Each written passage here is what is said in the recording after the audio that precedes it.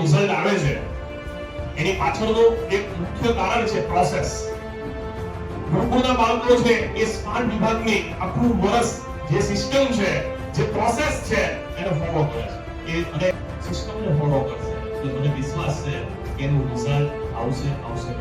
અહીંનું મેનેજમેન્ટ વિદ્યાર્થીઓને કેન્દ્ર સ્થાને રાખે છે. શિક્ષકો અથાક મહેનત કરે છે, વ્યક્તિગત માર્ગદર્શન આપે છે.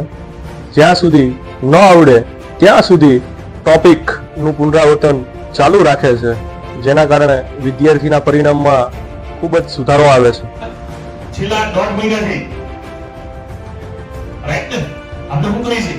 રિવિઝન કરી છે ને, ટેસ્ટ નું આયોજન આવી છે ને, વ્યક્તિગત માર્ગદર્શન આપી છે ને, જે અઘરા ટોપિકો છે એનું રિવિઝન કરાવીશ કે નથી કરાવતા?